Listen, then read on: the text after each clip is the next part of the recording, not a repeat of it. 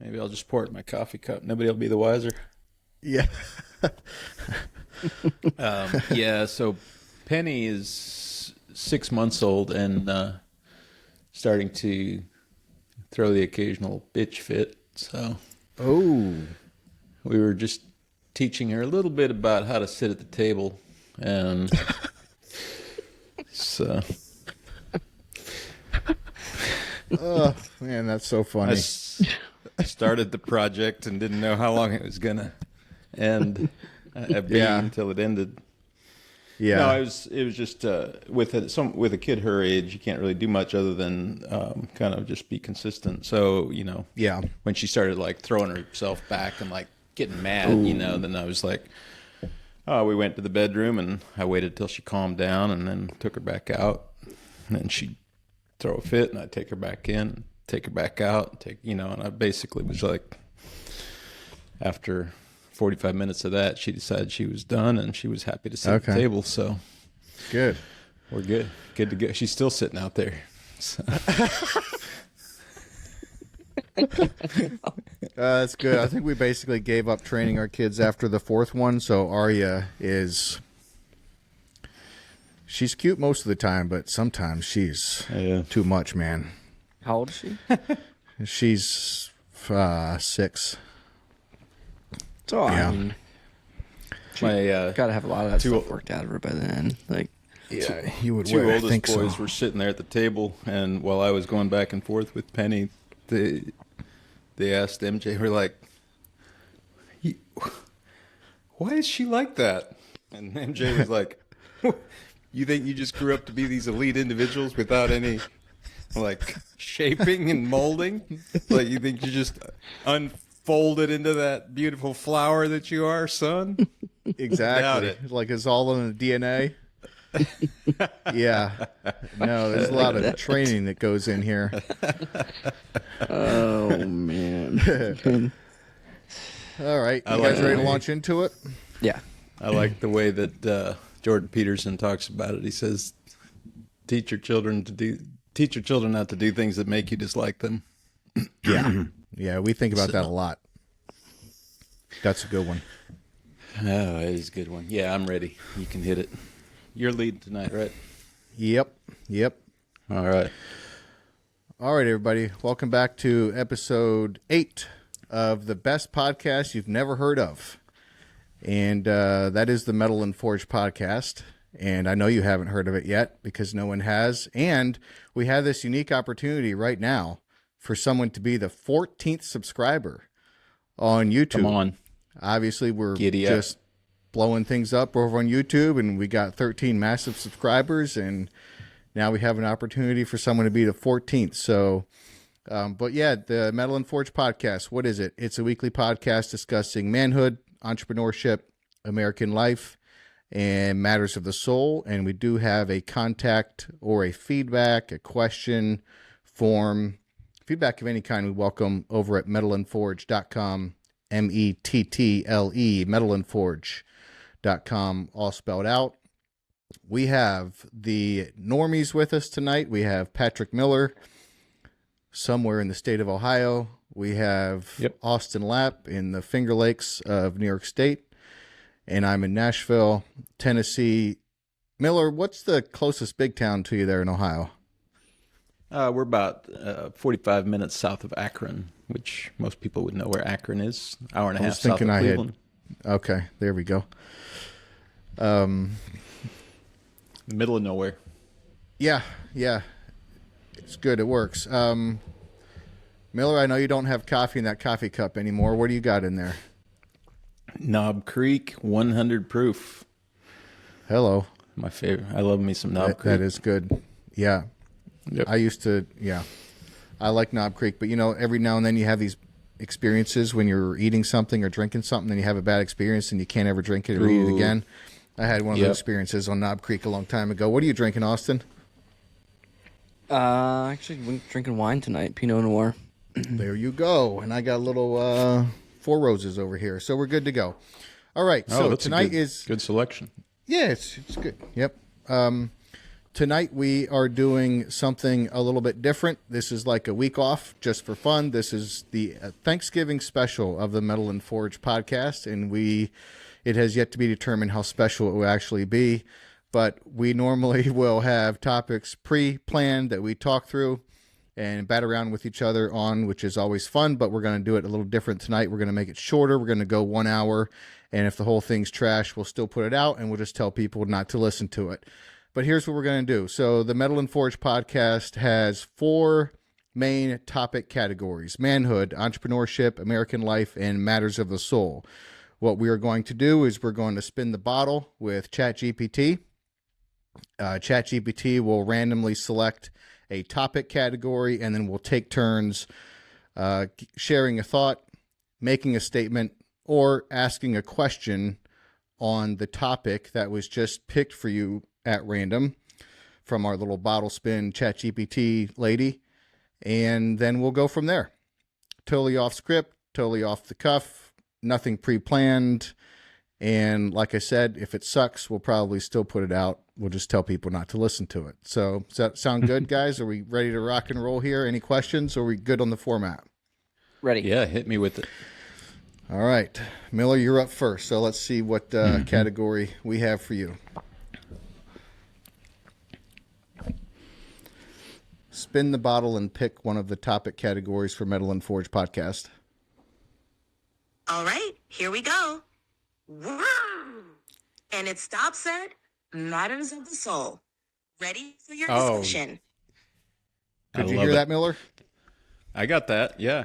Could you hear it? Sound All right, effects matters and of the everything. soul. Yeah. Matters of the soul. She's on point. She's on point. You're up. She is on point. Well, I tell you what. So I've been thinking a lot, and we touched on this a couple of weeks ago, but on the idea of creating from a place of, grabbing something by the horns and kind of forcing it into existence. There is that aspect of creation. You're just kind of through pure will and sheer chutzpah and metal and everything else, you're just bringing it forth into the world. There's that. And then there's this other approach, which is kind of a more creating from a place of flow. And those two things sometimes map onto each other, I think. Sometimes you have to grab it by the horns and wrestle it down and just go for a while before you get into the flow. But other times, it's just the discipline of showing up, and then all of a sudden the muse rewards you with whatever it is that's going to be, come out of your soul, whatever your gift is that you're trying to create. And I've been thinking about that as it relates to my project for building the Good King, the coaching community that I'm building. And there's obviously, it's a new business. There's a lot to do. And it can be easy to get into that, I just got to grab it by the horns and wrestle it down and make it happen until it happens. But there's also a good bit of, what Stephen Pressfield calls resistance. It's the idea that, when you sit down and try to write something, that everything that you possibly could think of that's not that comes to mind and, rears its ugly head and keeps you from kind of moving forward. So I've been kind of trying to figure out, well, is it best to sometimes just show up and trust that it's the muse, if you keep showing up, will the muse eventually show up? Or do you just, wrestle that thing to the ground, blood, sweat, and tears every day and stare into the abyss, week after week until something that resembles some kind of order takes shape? So I've had experiences that would lend themselves to testify to both approaches recently, and I'm curious to get your thoughts on how this works for you. On Saturday morning, during our group call, we do a group Good King, what we call our King's Table workshop on Saturday morning. And as I was preparing for that last week, I could not figure out what it was going to be. I prayed about it. I was like, God, what's it going to be? What do you have for me? What do I need to bring to these guys? Because I'm as the leader, I'm the one that's going to choose the topic, choose what we're working on. And I just couldn't get there. All the way up till Saturday morning, I got up Saturday morning, got my workout in, showered, got ready, still didn't know. And I got on the call with nothing. And it was beautiful. Like it just flowed, and the Spirit showed up. We laughed together. We wept together. We talked about some of the deepest matters of the soul, and our group dynamic, the way that we trust each other, the way that we care for each other, the way that we are for each other, like it just, I mean, it kind of gelled in a new way on Saturday. And looking back, I was like, I didn't have shit, like nothing. I was staring into the abyss right up until that call started. And I got behind the mic and I started talking, and I didn't even know, I had to think of what Jesus said. I only say what I hear the Father say. And he talks a lot in John about how he only, he only does what he hears the Father tell him to do. He only says what the Father says. He, thinks what the Father thinks. And he wants us to be like him. So I've been thinking about that since that experience. It's like, man, I tried, but I didn't have anything. And then I showed up and it was awesome. Like I couldn't have made it that good. So and obviously, you can't apply the same logic to, what you do, building a shed or selling a house. There's a certain amount of picking up the hammer, picking up the nail, striking it into a piece of wood and actually making things happen. But sometimes I find that, when I got nothing, that it's better in some way. So what do you guys think? Any thoughts on that, Austin? I don't have any thoughts. So a couple thoughts, Patrick. Not surprised to hear that. There is a category of things where if you don't plan and you just wing it, but it's not because you're being lazy. It's not because you don't care about it. But in your case, you obviously cared about it. You were trying to prepare. It just wasn't happening. And there's a category of things like that. I could see that being in that category. And I would also say, the Metal and Forge podcast. Like if, we're kind of doing it tonight, but not really. But let's say next week we were just like, you know what? We're just going to do the normal podcast, but we can each bring a topic. We're going to talk about it. It would be fine. I don't want to do that every week because I do want to have thought into things for people. But there is a category of things where there's something about the zeitgeist of people being together, where it's probably going to work, and then if you have someone who's good at communicating in general and kind of following the meaningful thread wherever it leads, like you are, I could see that going well because it's in that category of things. Now, if you were to, have been on call to give a 1-hour talk somewhere and you couldn't think of what to talk on, you couldn't prepare, and now you're up speaking, that's probably a different type of category, But so that's kind of one thought. But the other thing that triggered when you were talking is, for me, what I noticed is from a pattern of behavior over the past probably, let's call it 10 or 15 years, but maybe especially in the last 10, where I would spend too much time in my head with the formation of a business. And what just occurred to me in the last several months is businesses don't operate in your head, so don't start them there either. And, and so what I have kind of moved towards is a little bit more like, if I'm going to start something, I want the branding to be tight. I want to understand why I'm doing this, what we're doing here, what are some of the key messages or messaging around it.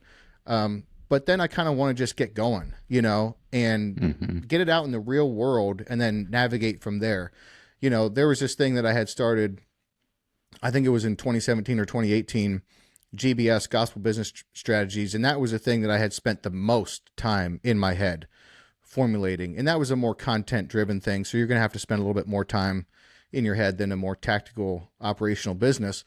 But I spent a lot of time in my head on that. And I see now it was too much. It was a mistake. So that's just kind of another thing that I've sort of taken as like a a learning, kind of having it done a little bit both ways now. For me in particular, I'm not good when I'm in my head too much. I'm much better when we're operating, we're bouncing it off the market and navigating forward, So, but the other thing that triggered for me, Patrick, which you touched on, is I think this was maybe like 2 Friday nights ago, and we were listening to music, sitting in bed listening to music at this point, and whatever song was on, it was like a classical song of some kind. It was just freaking beautiful. It was, and if you're going to listen to music, you need to have good speakers. So at this point, there's 2 or 3 Sonos speakers in there cranked. The kids can think whatever they want. We don't really care. And, I just felt like, in step with the universe. Like I felt in sync with the universe. And what occurred to me kind of in that moment is how unique that felt. And because then when I was really thinking about it, as I go throughout my day on a daily basis, I don't really feel that in step, I guess. And I don't know that you would kind of in that way on a day-to-day basis, but it did cause me to think like, okay, is there some amount of striving? Is there some amount of forcing that's going on in kind of my everyday life where why don't I feel a little bit more at sync maybe? But the truth is I don't feel out of sync. So I feel when I'm going about my day, I feel like I would expect myself to feel going about my day. I just don't feel every day, all day quite as like at one with like what's going on as I did in that moment. So that's something I've kind of been thinking about just a little bit, because for me, if I really like try to force something, then I'll just do that at all costs, no matter if I'm cutting against the grains of the universe, and that's not good. Yeah. Well, what you're talking about there, about your experience the other Friday night where you felt like at one with what is and in sync, that's maybe a marker for the kingdom of heaven. Is the emergence of the kingdom of heaven is, it's a complex thing, and it's revelatory in that it's an ever expanding realization, but it does contain, I think, these markers that we can kind of look for that kind of help us understand if are we participating in the kingdom of heaven, or are we seeking the kingdom of heaven? In Matthew 6:33, Jesus says, seek first the kingdom of God and his righteousness, and all these things will be added to you. And he's talking about don't be anxious about what we should eat or what we should drink or what we should wear, but instead seek first the kingdom, and all these things will be added to you. And that's relevant to what we're talking about, I think, because that grasping and that striving is different than seeking first the kingdom and having these things being added to us. So I guess what I was trying to get at is, what's the proper mode of being for me to be able to experience more of that, to experience a greater sense of flow in the creation of my life, in the creation of the things that I feel called to build and bring forth.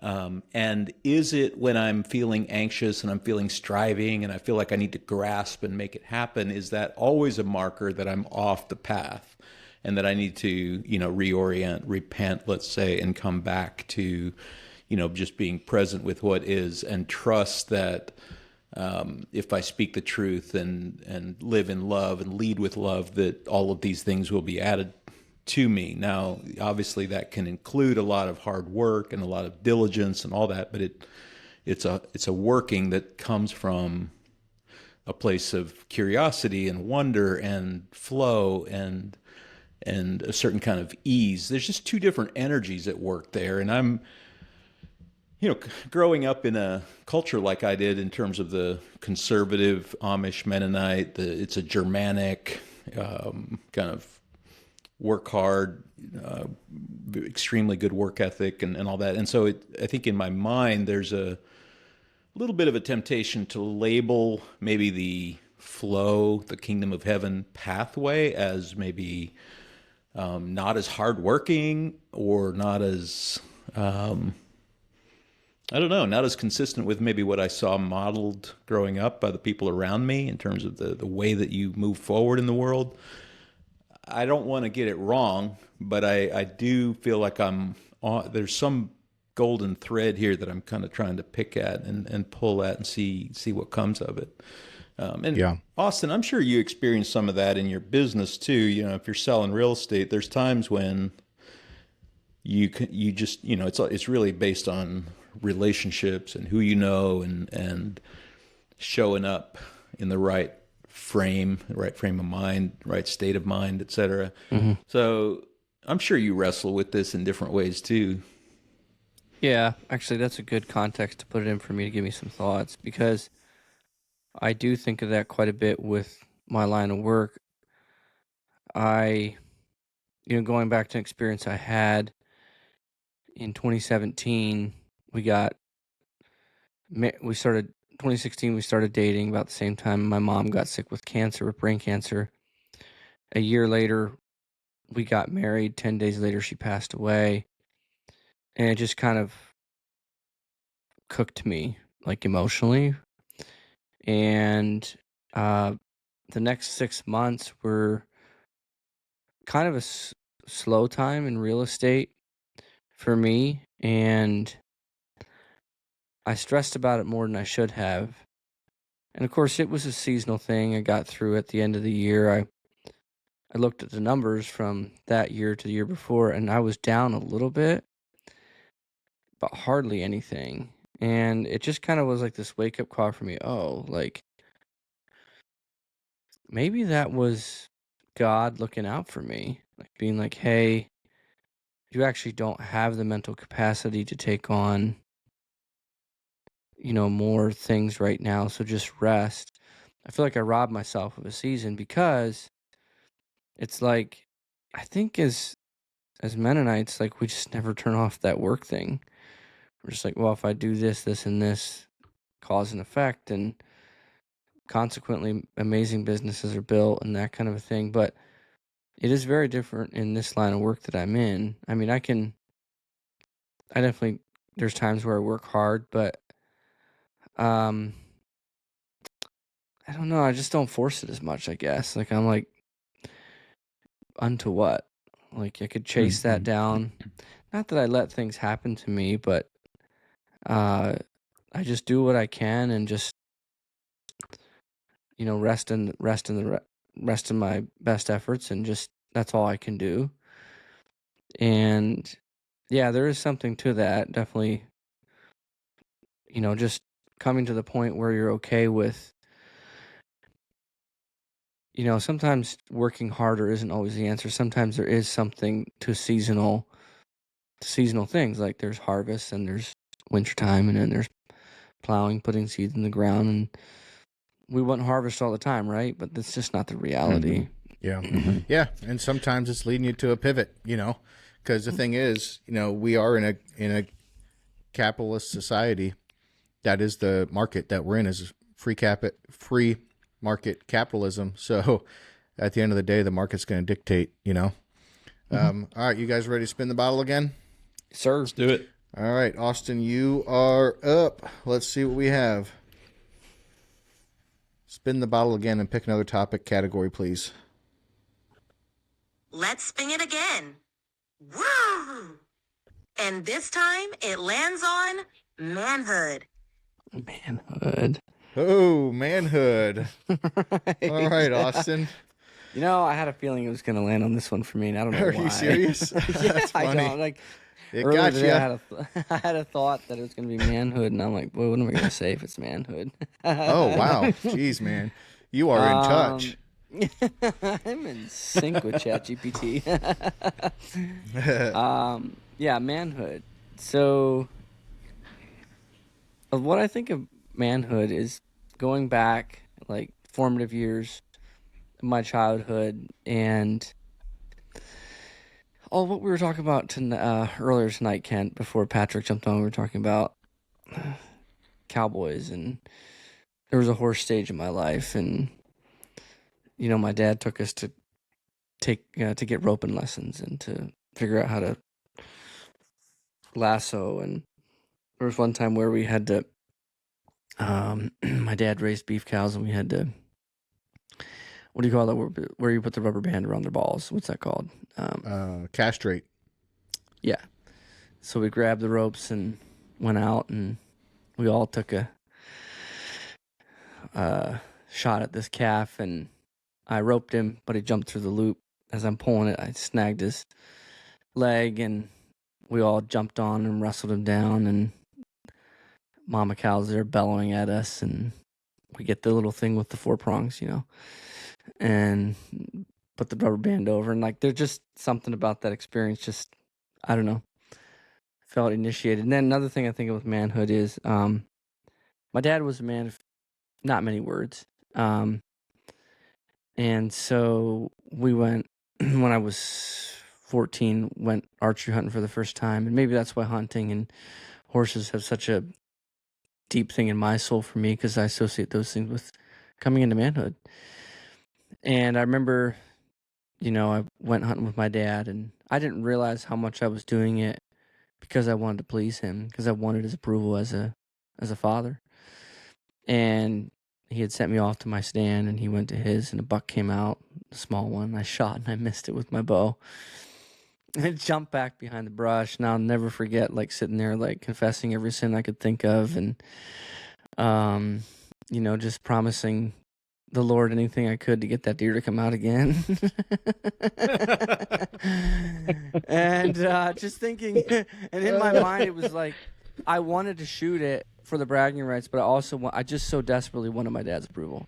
Yeah. Mm-hmm. And so the buck did come out again. I flung an arrow at it, stuck it in the liver this time, and it ran away, and I didn't know what kind of shot I made, so I texted my dad or whatever form of communication we had back then. He came over, and we started looking, found some blood, and he said, well, let's come back after dark when it's easier to see the blood. And we start walking in, and we kind of take this trail, and all of a sudden we just walked right up on a dead deer.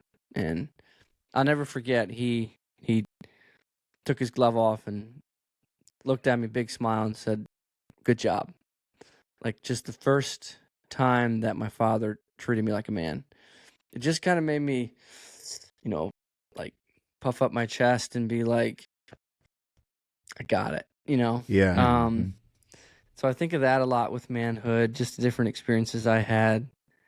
And just learning how to be a son, I guess. Like, I think the only way you can really be a good father is if you've learned how to be a son. And if that was robbed from you in any stage of your life, you need to go back there, do the work through the pain of whatever it was, whether it was, a father who didn't affirm you, or even not having a father. Like, you have to go back and do the work and allow God to kind of be your father, I guess. And probably the best book I read on manhood is John Eldredge's book, Fathered by God.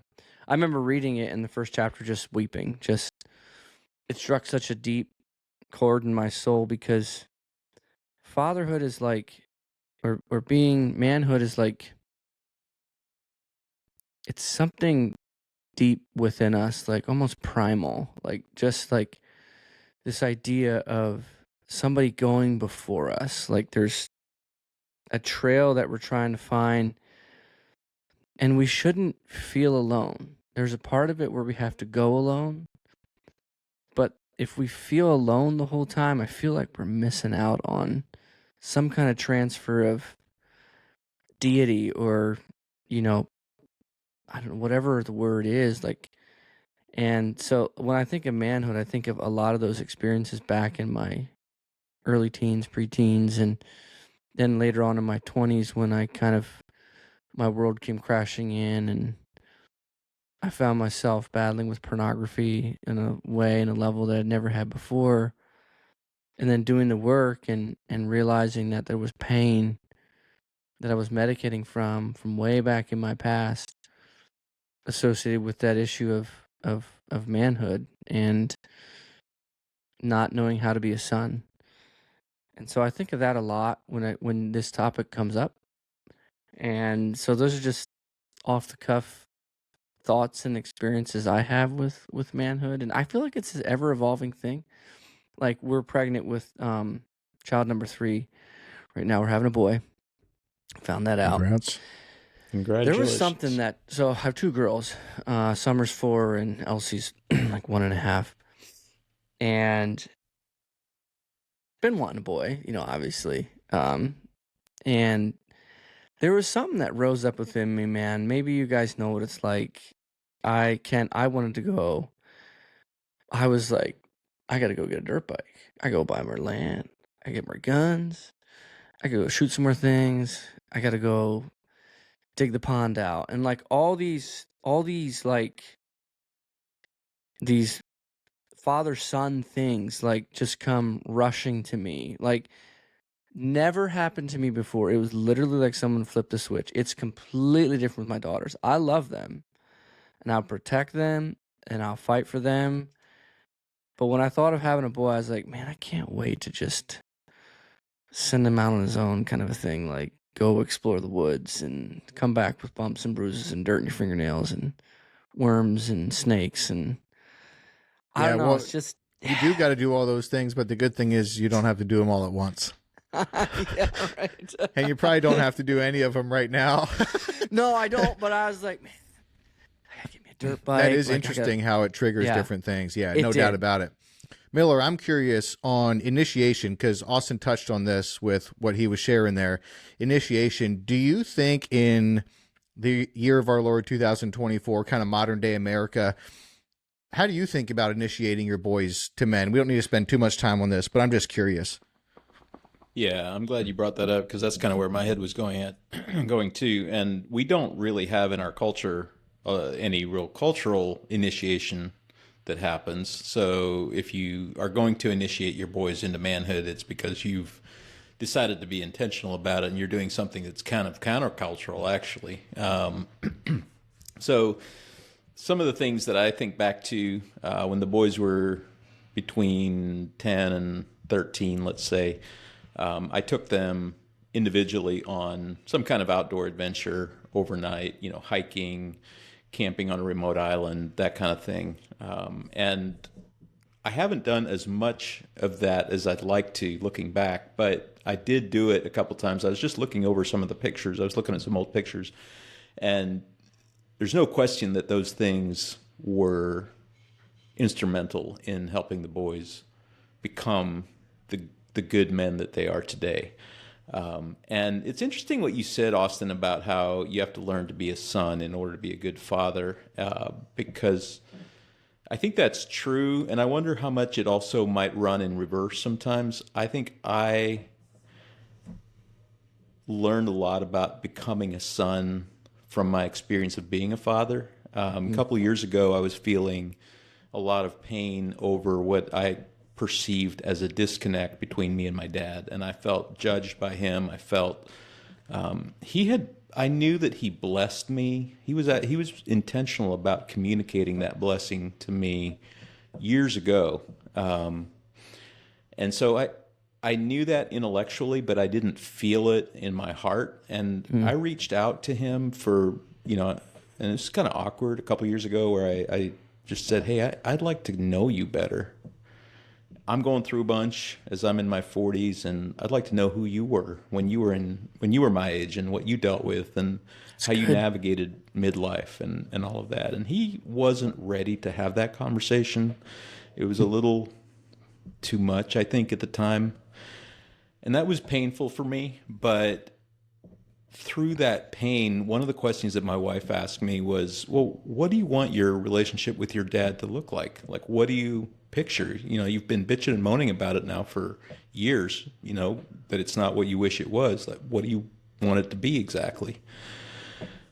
I thought about that and I thought, well, I'd love if it was as good, as close as my relationship is with my sons. I'd love if, like when I see my sons who are now young men, pretty much every day when we see each other, we greet each other with a hug, kiss each other on the neck. I love you.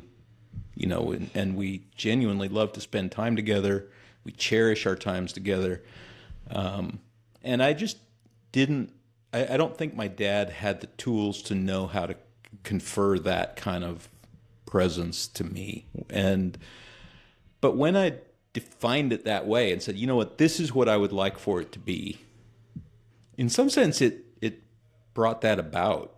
Now, and I think the thing that really clicked for me was when we were planning to move back to Ohio, back to my father's hometown where I grew up. I'd been gone for 20 years, and it was momentous to move back there. My dad had just been diagnosed with stage 4 cancer. They'd given him a couple years to live. And I was just thinking through this whole thing. It's like, man, I'm moving back on the home place. I'm going to be close to Dad for his last, maybe his last few years of life. And I really wanted that to be a blessing both for him and me. And as we made that transition, all of a sudden it hit me. It was like, he may not have the tools to know how to communicate this to me, but I am to him what his boys are to me.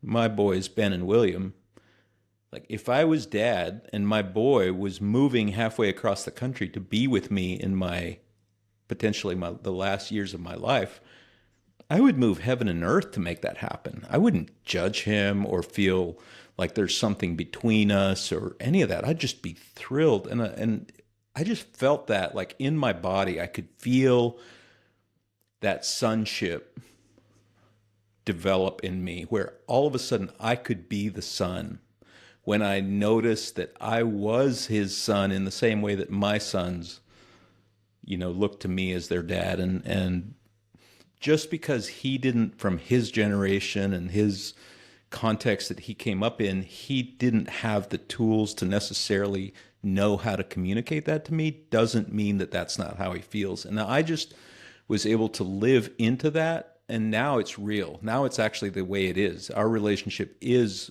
better than I ever dreamt it would be. And we text each other a lot, we talk, he helps me here at the house a lot. He spends many hours here, and we work shoulder by shoulder, working on things together and making things beautiful. And we enjoy being together, and he loves being around my kids. And it's just way better than I ever thought it might be. And so I had to learn to be a son in order to really heal the relationship with my dad. And I think it does work both ways. But for me, it was kind of through the path of becoming a son that really healed my relationship with my dad, I think. Yeah. Yeah, I could see that. I could see why it would work that way. That's very cool. And Austin, you said your dad took his glove off and said to you, good job. Did he shake your hand also? Yeah. Because you didn't mention that, but I thought maybe he did with you mentioning he took his glove off. Yeah. But see, sorry, I've definitely meant to mention that. I do think a thing like that is very powerful. It was. Yep. It was like the first time I remember being treated like an adult by my dad. Yeah.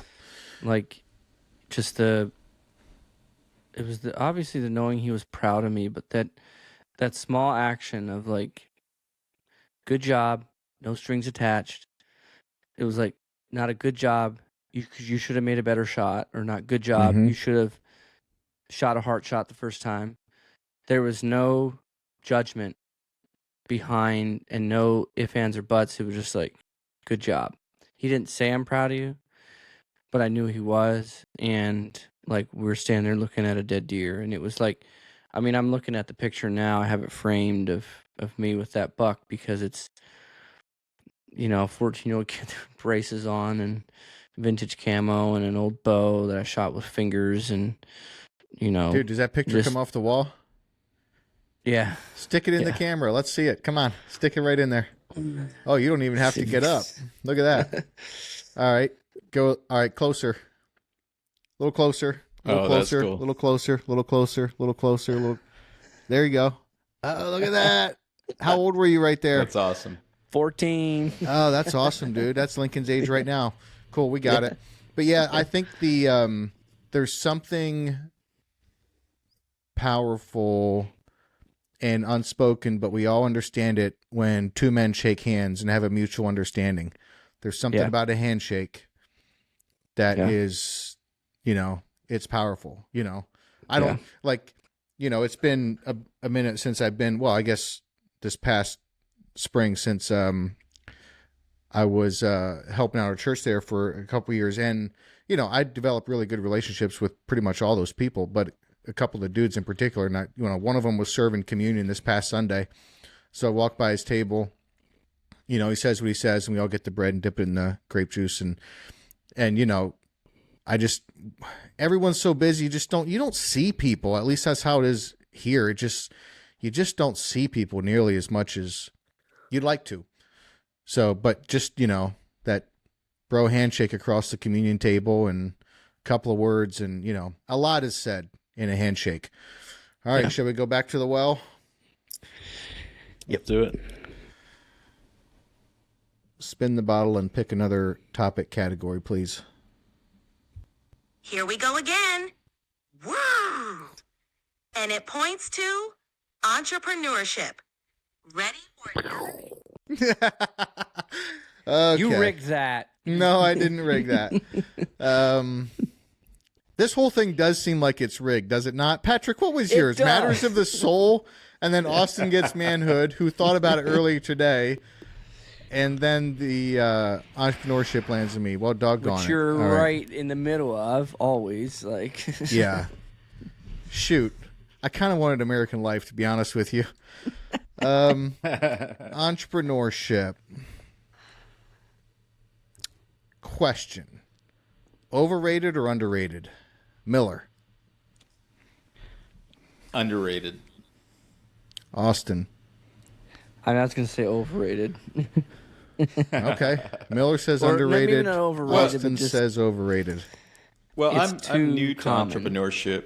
I just started a new business after being in a career track working for someone else for the last 20 years. So I'm hyper aware of the personal growth and development that is being forced on me by the entrepreneurial path. So I, of course, look at that and think, well, I could have probably benefited from going down that path when I was 30 instead of being 48. But yeah, I would say misunderstood, because when people hear the word entrepreneurship now, they think, they're thinking tech, they're thinking influencer kind of, these entrepreneurs that are out there that are big influencers making their money online, etc. That's who people think of when they think of entrepreneur. Some people think of, struggling entrepreneurs, which there's obviously a whole ton of those for sure. But an entrepreneur is anyone who risks their capital for a mission, who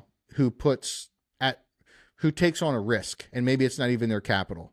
But an entrepreneur is anyone who is taking on a risk in order to accomplish a mission. And it includes business owners with 100, 200, 300 employees, and we tend not to think of those people as entrepreneurs. We even misunderstand that. We think if someone has 200, 300 employees, that's a large business. That's not a large business. That's still a small business. But comparing or contrasting that to sort of corporate America, where you have a very corporate structure and the whole system is set up so that you can lose any one person or even a few people at the same time, including the CEO, and the thing still functions. And that is a really great system. I don't knock that system, because in terms of a structure, the corporate structure is very good. And if you have good governance, then you have the board of directors who hires and fires the CEO. The CEO is ultimately in charge of accomplishing the mission. He can hire and fire anyone else. And then you have, kind of the VP level, and then the managers and so on. It is a pretty slick system to propagate a certain outcome over time, regardless of the behavior or the absence of any particular person. So I don't knock the system, but in corporate, in a solid corporate function, you do have the ability to contribute well enough and not be optimized in all states of your life. And an entrepreneur doesn't generally get that option. You have to be, it's going to force you to be at least fairly optimized on across quite a large number of fronts. If you're an entrepreneur, otherwise it's not going to work. So that is, yeah.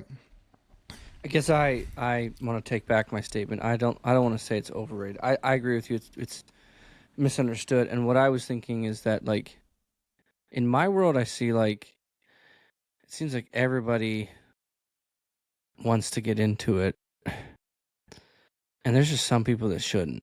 That's very true. You know, that's very true. Where I was coming from. But very few things have helped me grow in so many different ways than, like, owning and running a business. Like, that's, your weaknesses will be immediately exposed. Yeah, but also it's interesting you would say that, Austin, because think about the community that you're in. You know, you're in a very quite large Mennonite community if you count in the horse and buggy Mennonites. True. And then kind of the beachy Amish and everyone that's in that area. And the Amish and Mennonites do tend to be highly entrepreneurial. And so you're in a highly entrepreneurial community. So I could see that being your point of view. You know, hey, there's maybe some number of these that probably maybe it's not the best thing for them, or some that are considering it where it might not be the best thing for them. I would sort of juxtapose that to like a mid-tier city like Nashville, where there's most people here are working at a corporate job of some kind, you know? Okay. And I think some amount of them really went out. And then some amount of them, you know, do not went out and will do that, and it works, and that's fantastic, you know? Interesting. All right. We're ready to spin the bottle again? Let's go back the other direction. We'll go. I wanted to, can we go one level deeper on that? On the entrepreneurship question. So I've been thinking about how the future, my son Benjamin and I were talking about, you know, what's the likely impact of the current technologies that we see arrayed in front of us that are just kind of blowing up. You know, you've got AI, you've got humanoid robots, and we've talked about these things on the show before. Obviously, Bitcoin right now is approaching $100,000. You know, it's been on a tear. And that represents the blockchain as a technology. And when I look at the development of technology, I see things that are probably, you know, if you go back 20, 30 to 50 years, it looks maybe like power is going to kind of concentrate at the top of a few organizations, and then there's going to be these big organizations. You look at the trend of globalization, there's kind of an increasing unification of the power structure, kind of the hierarchy gets less complex and more rigid. And it looks like some of the technologies that are currently unfolding, AI, blockchain, humanoid robots, and I'm not exactly sure that they tie into the exact same framework I'm thinking about here, but I've been thinking about the trend of decentralization and how the same technology that made it look like we were going to be hyper-centralized now is making me think that perhaps the future is extraordinarily decentralized. And if you take decentralization all the way to the furthest end of that argument, it might be every individual, instead of part of a hierarchy in a company, might be, you know, able to,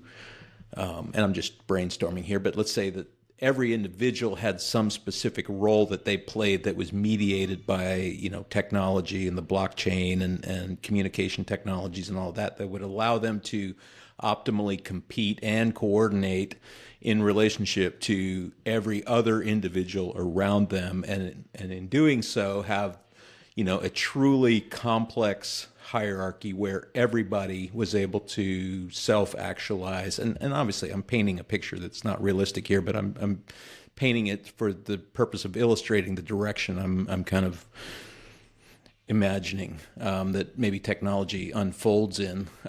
But does it empower the individual to bring their specific skills, talents, viewpoints, gifts, etc., to their community, and bind themselves into a hierarchy, into a web, rather than a hierarchy, maybe more of a node of a networked node of different people that are all networked together and contributing to some shared goal.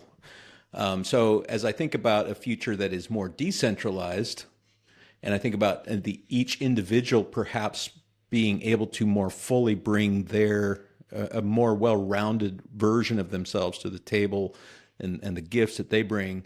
I don't know if the way that we currently think of entrepreneurship is necessarily going to be the way that entrepreneurship really unfolds in the future. It might be a little bit more, where, I mean, you see it a little bit now already with the gig economy, and you've got solopreneurs who are able to, not have a day job, but they maybe do some freelance writing over here, and they drive for Uber over here, and they, maybe deliver some, food for Uber Eats on the, whatever. They've got this series of things that they do that pays the bills. And then it's just that individual. He's not part of kind of this nested hierarchy. So moving from a hierarchical view to more of a networked view. And I'm wondering, do you see technology kind of unfolding along one of those two paths? And if so, why or why not? Absolutely. And it's unfolding along the decentralized path, and I love it. Could not be happier about that. It's already happening. That is what technology, it is one of the benefits of technology, is it has caused greater decentralization, and I do think that's going to continue. I don't know that it's going to continue to the point where corporate structure is irrelevant, but I do think it is going to increasingly allow individual contributors to be part of a greater system that would otherwise have been necessary to have a corporate structure to fulfill. Yes, and that's right. That's a good way to think about it. That is the track that has been happening, and I think that is going to continue to happen, and I actually think this is awesome. And I think this is one of the things right now where if you have a 14-year-old boy or girl who is entrepreneurial, that this is one of the exciting things of them coming into their late teens and early 20s, is this is the system that they are coming into. And I can just give you an example that is not,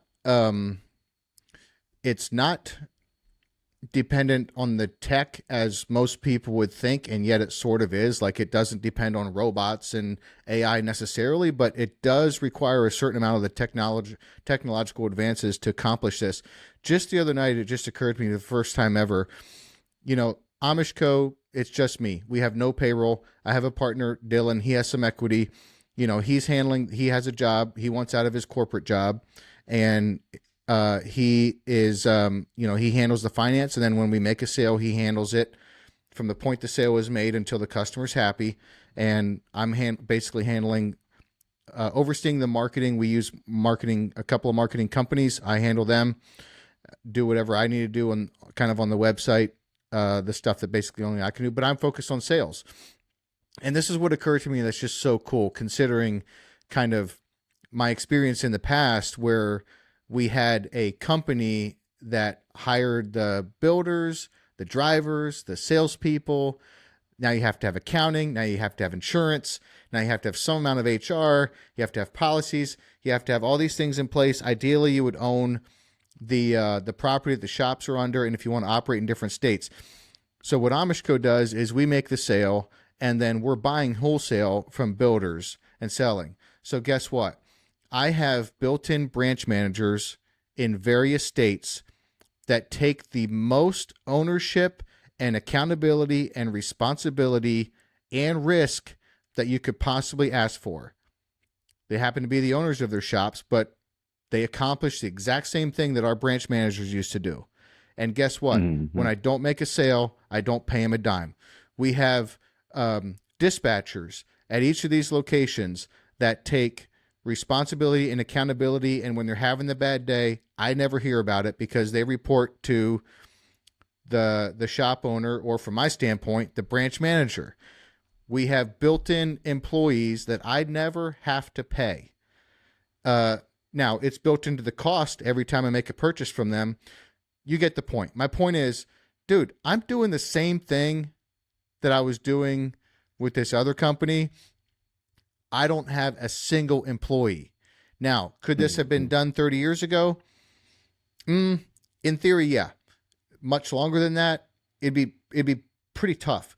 But because of now some of these technological advances that make communication easy, seamless, all these things, that is my reality. And this is about as low tech business as you can possibly think of.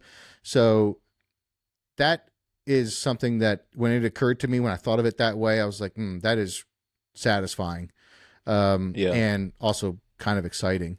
But no, I totally agree, Patrick, that technology is having an impact on either the centralization, decentralization, but I think so far it's headed towards decentralization, which I think is great.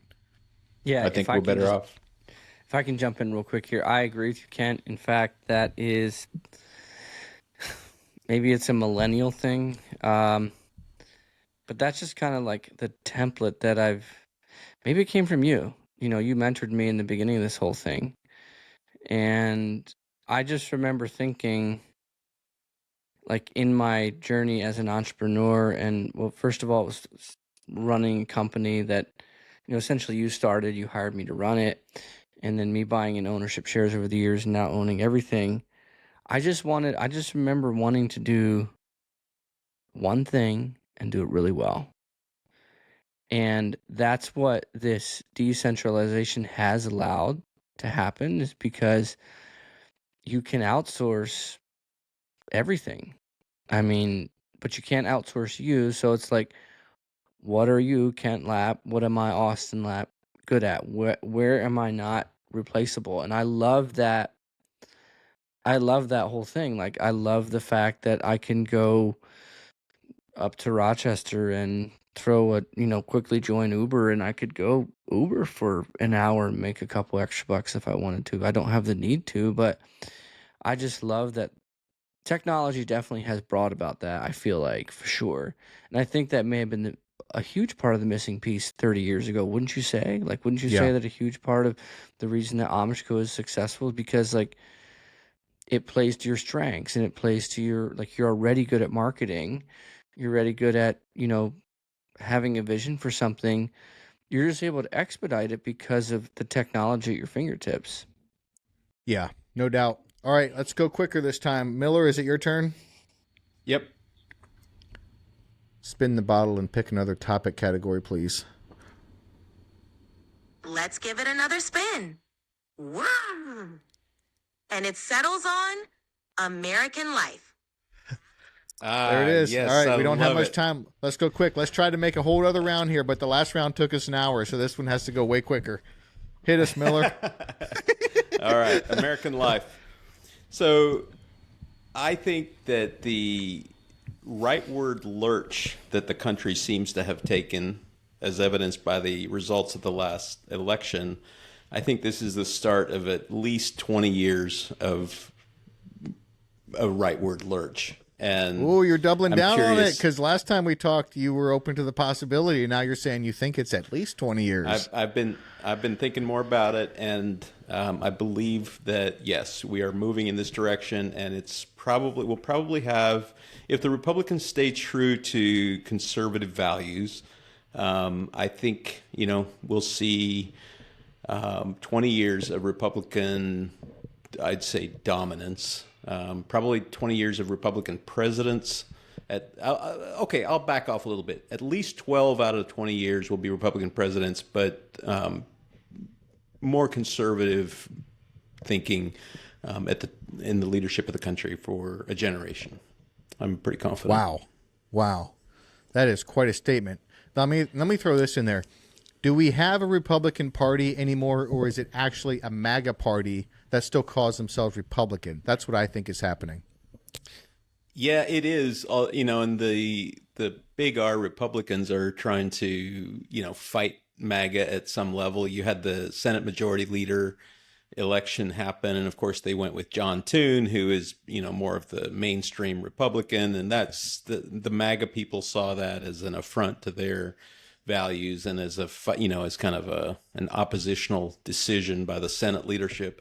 And I do think that is the case. I think it's probably, the Senate, the big R Republicans in the Senate are trying to maintain some control and not let it all go MAGA. But I don't think this is I think that old system probably is on its last legs, but as it transitions into whatever's going to be the future, I do think that, well, you already saw the kind of swapping of the political poles where, the Republicans now are the party of, the immigrants and the minorities and the working man, and the Democrats are the party of the elite, the technocrats and all of that. So there's a definite swap in the political poles. That's POLES, not POLLS, because the POLLS are just full of shit and nobody really depends on them anymore at all. But I do think that we're seeing a significant change, and I think Republicanism is going to be kind of MAGA-ism to a certain extent. Yeah. But I think what that's going to produce is, let's assume that Elon Musk and Vivek Ramaswamy are even moderately successful in reining in the government's excesses. You could set up, 20 years of really profound peace and prosperity, and even increased health if RFK gets his way. So I'm optimistic. I think that things could go very well. There's a small chance that things could go sideways, but I'm pretty optimistic. Well, some things are always going to go sideways, but you have to say, are more important things going to go sideways this way than the other way? That's really the choice at the end of the day. But speaking of Doge, I would submit for your consideration to check out Javier Milei, the president of Argentina, on Lex Fridman's podcast. Absolutely. There's your guy, right? Yeah. There's your guy. And I'm only 20, 30 minutes in on that. And so I'll definitely listen to the whole thing. But, dude, I was hanging on every word so far. I didn't know much about that guy. I just saw pictures of him. He kind of looks like kind of a crazy person. But then you realize he actually understands economies and markets and how things actually work financially and structurally. And that podcast is freaking phenomenal. At least the first 20, 30 minutes of it are fantastic. All right, let's spin the old wheel again. Austin, it's your turn, right? Spin the bottle again and pick another topic category, please. Let's spin that bottle. Wow. And this time it lands on American life. Yes, it is random after all. Look at that. I thought Did it was we just do gonna this. Yeah, but hey, if you spin the bottle, that's what happens. I actually didn't know if it would go through the order and go through it again. You know what I mean? So hey, it's actually spinning the bottle. Austin, American life. Man, Statement, American thought, life, question. dude. It's gonna be short because this is the one I thought about the least.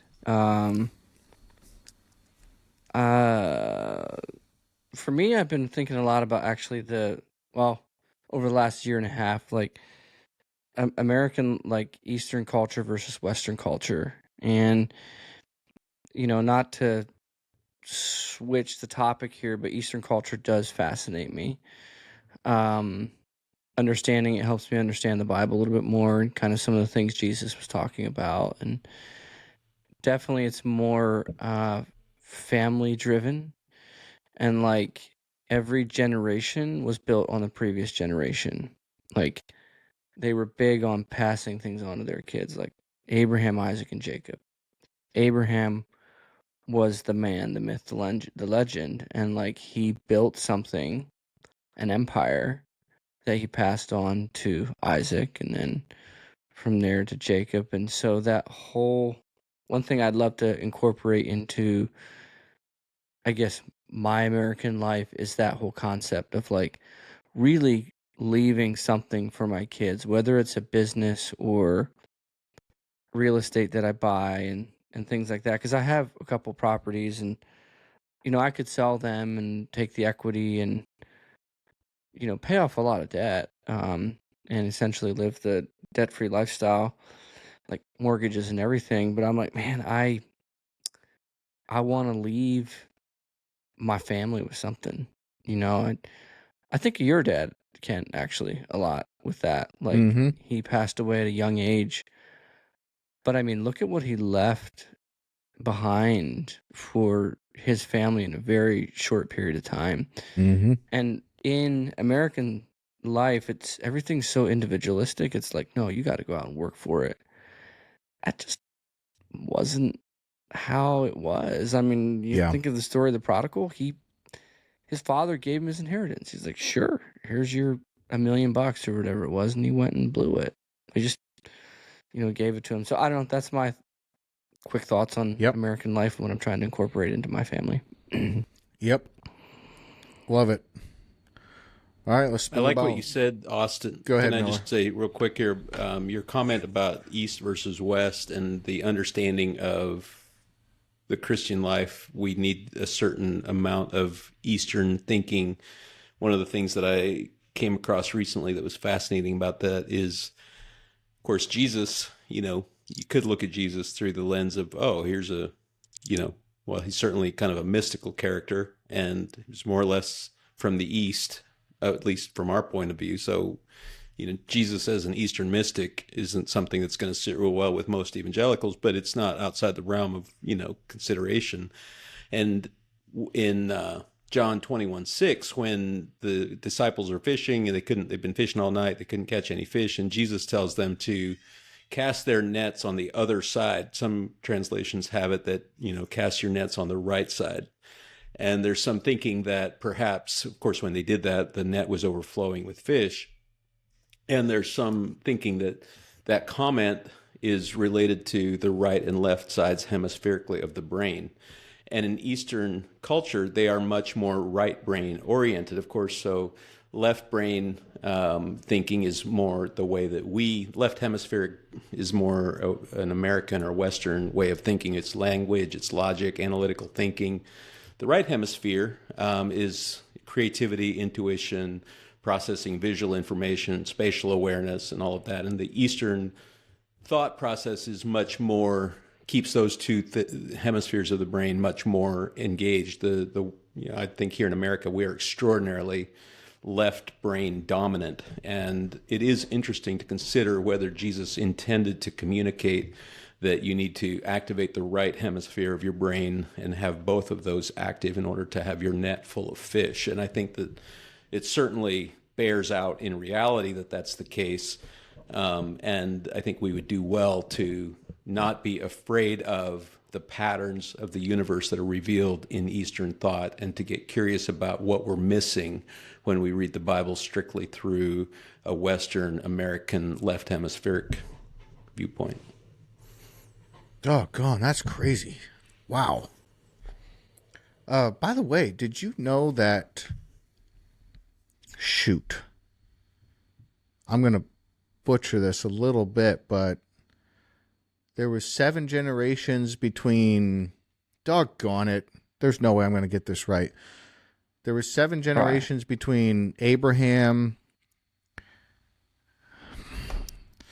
All right, 7 generations between Abraham and... No, I'm not going to get it. Abraham, Babylon, and Jesus, or something like that. And there were 7 generations between each one. So, like in the Bible, there was like a pattern, and 7 is like a special number. 7. And then Jesus was like the seventh generation of something also, which is interesting because the 7 denotes like it's rest. It's like the days of creation, where they think those were seasons or eras or days. Doesn't matter. The concept still applies. In the 7th time frame, God rested. The 7th day, Sabbath, rest. And then Jesus says that, what does he say? Come to me, all who are weary and need rest. And then he was like the 7th something, like the 7th generation or something. It's just kind of, those things are just really cool, because to me, it's like, if you were God, why not? You can do those things. But man, those things are pretty hard to do if you're not God. Yeah, that's right. Right on. Spin the bottle and picked another topic category. Let's give it another spin. Woo! And it stops at Matters of the Soul. Another intriguing topic. Okay. Matters of the Soul. Matters. Okay.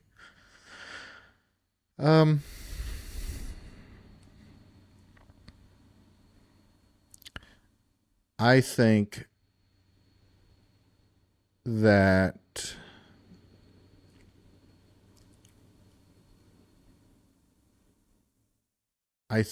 we actually,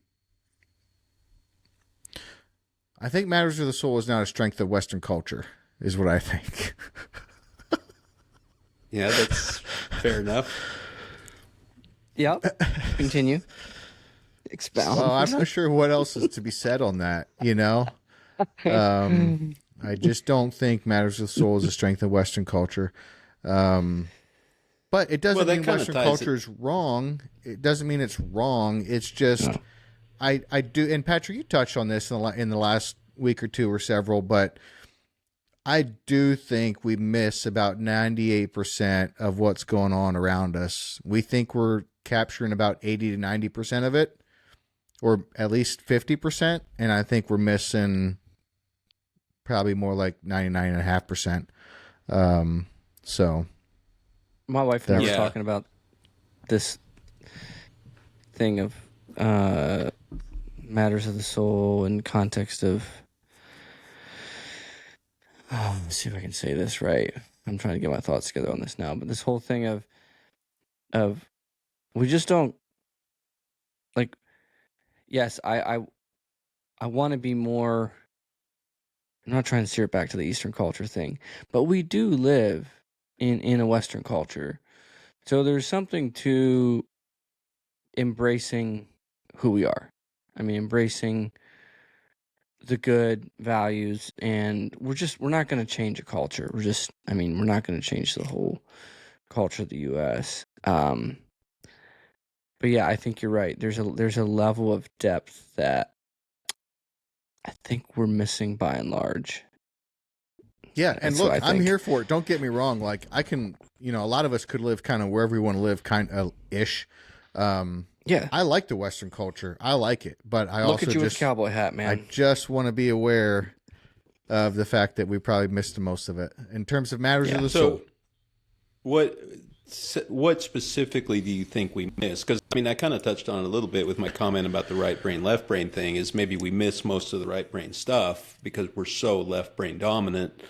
That's the planning and the reason and the logic and the analytical thinking and the linguistics and all of that. And so, we de-emphasize awe and wonder and creativity and intuition. Intuition, it's like we de-emphasize intuition because we just want to go with, well, what does the data tell us? But, the data is just the data. We provide the meaning. We provide the story.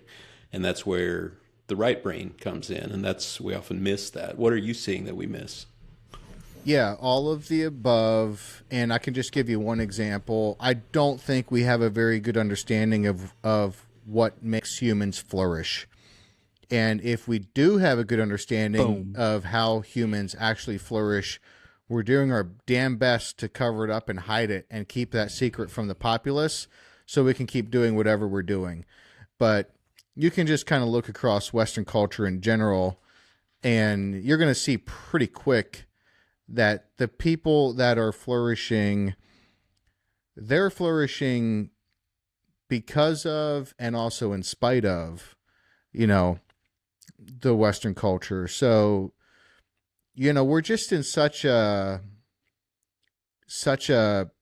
treat the symptom, not the cause. And that applies to spirituality. And, listen, I'll give you an example. The first thing we think of when someone is spiritually dry is, are you reading your Bible and praying every day? That's treating the symptom, not the cause. Oh, you're fat. Here's some Ozempic. Treating the symptom, not the cause. We just love to treat the symptom, not the cause. And I can tell you why. It's because of partly because of our capitalist society, which is fantastic. It's the best one out there, in my opinion.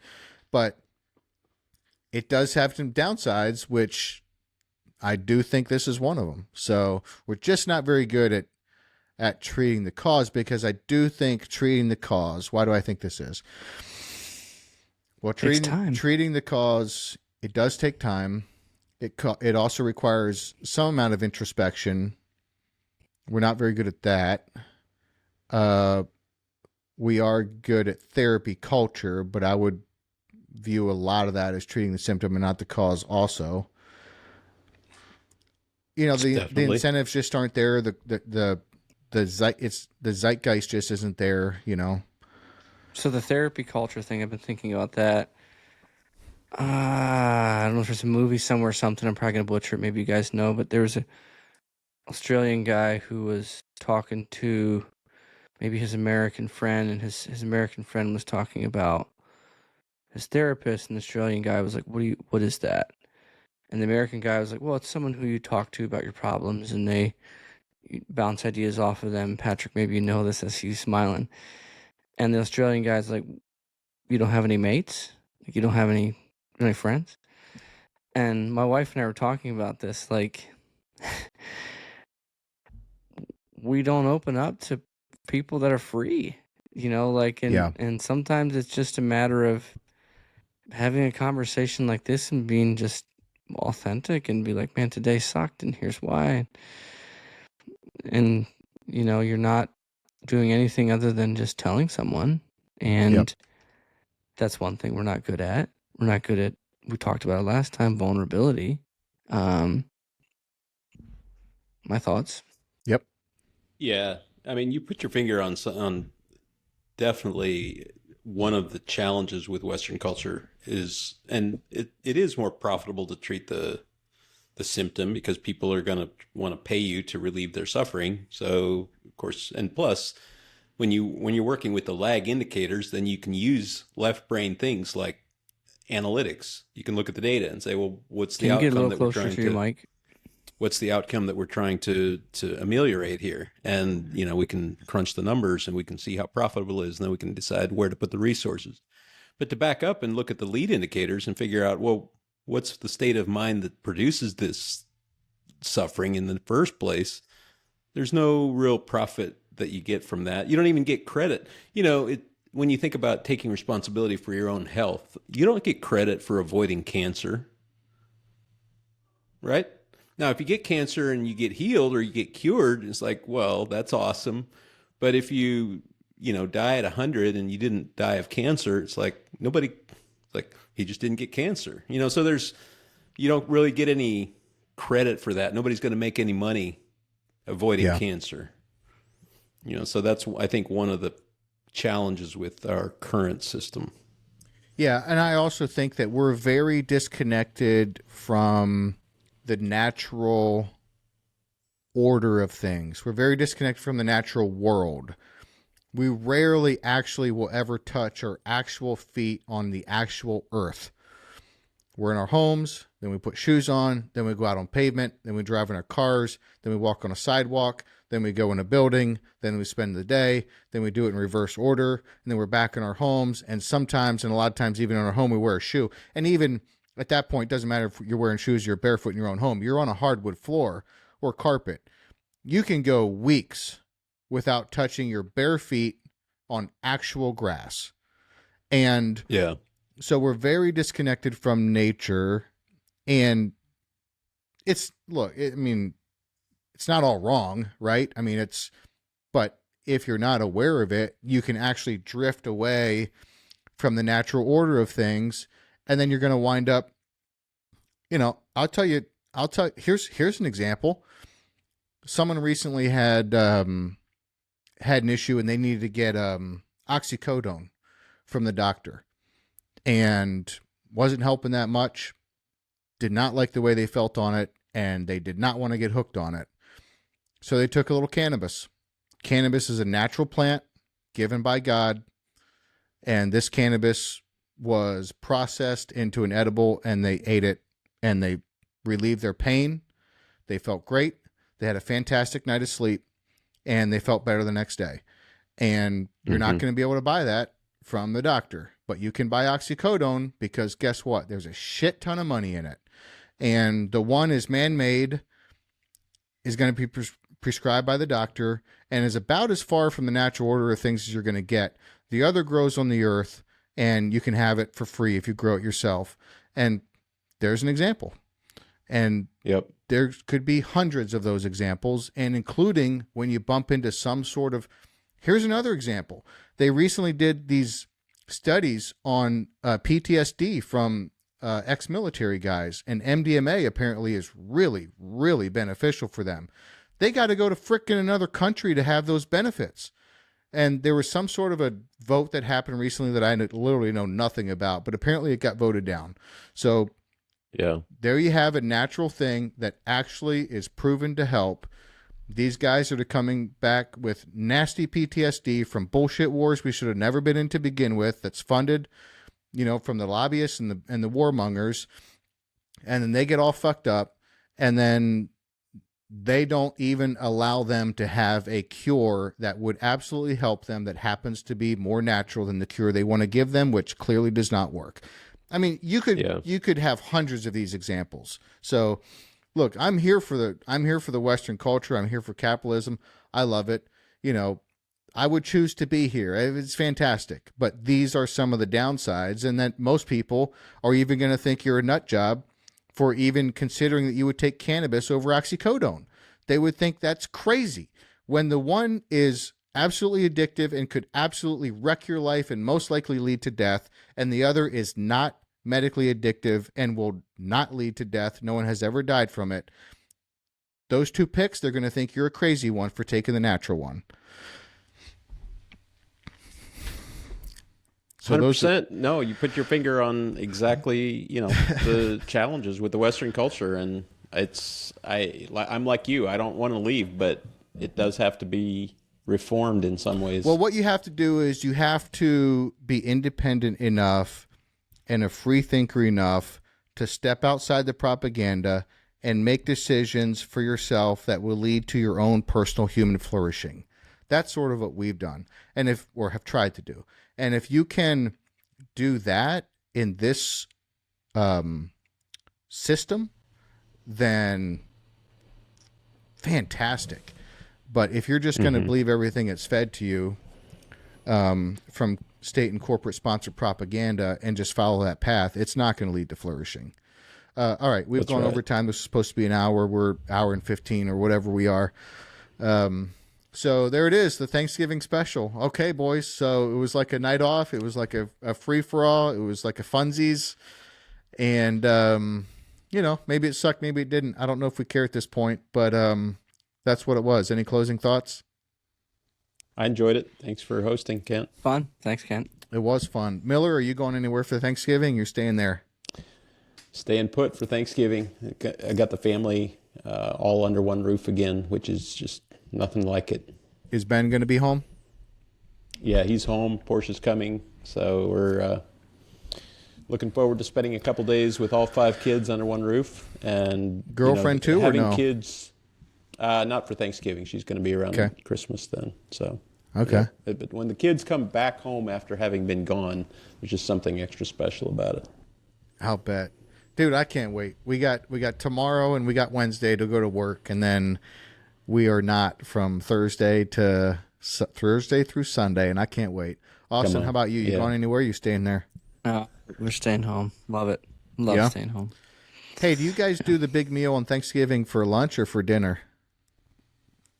We were just talking about that. Usually around 2 or 3 o'clock. Yeah. Yeah. Kind of between. Miller said, yep. So you 2 or 3 2 or 3 p.m. Austin? Okay. With my wife's side of the family, it's definitely like 2 or 3 o'clock. Yeah. It's later with your wife's side of the family than it would have been with the way you grew up? Yeah, my dad's brothers and sisters all come in for Thanksgiving every year, and we alternate years. And this year we're going to be my wife's family, and my dad's side of the family definitely more like routine and eat at noon kind of a thing. Okay. My wife's side of the family more laid back, and when dinner's ready, we eat. Well, sometimes we do the turkey trot in the morning. Not this year, but just. It's a great day. I love Thanksgiving. I love the holidays. Dude. Hey, you know what's cool about this time of year? You have you have Labor Day, and then pretty soon after you have Halloween, and then pretty soon after, less than a month later, you have Thanksgiving, and about a month after that, you have Christmas. I mean, you have 4 pretty major holidays, and then you have New Year's. 5 pretty major holidays in the course of 3 months? Couple months. Yeah. the stretch from amazing. New Year's to from New Year's until basically Easter. Memorial Day. Well, Easter, but that's sort of like I feel like Easter's kind of a Sunday thing. You know what I mean? True. But that stretch, basically starting the new year, that's the longest stretch. But this is, they don't call it the holiday season for nothing because there's like multiple of them over this, and I love it. That's awesome. I'm here for it. I can't wait. I'm here for it too. Mariana will do like by Wednesday night, she'll do like twice her average week, with baked and free. So like this is her biggest week of the year, and it's over by Wednesday night. So Freaking awesome. yeah, so this is like the most intense. She's probably still working. If she's not, she's definitely sleeping. But so that's it, boys. All right, Metal and Forge, episode 8. We made it through 8 episodes so far. This has been fun. Happy Thanksgiving to everyone. I'm going to put this episode out early because there's no sense we drop this on Thanksgiving Day. So I'll get this out tomorrow, Wednesday, if I can. Thanks. And I think that's it. Any final thoughts? Are we good here? Good. All good. Have a good Thanksgiving. Okay. You too, guys. Happy Thanksgiving. Love you, boys. Thanks. Love you too. See ya.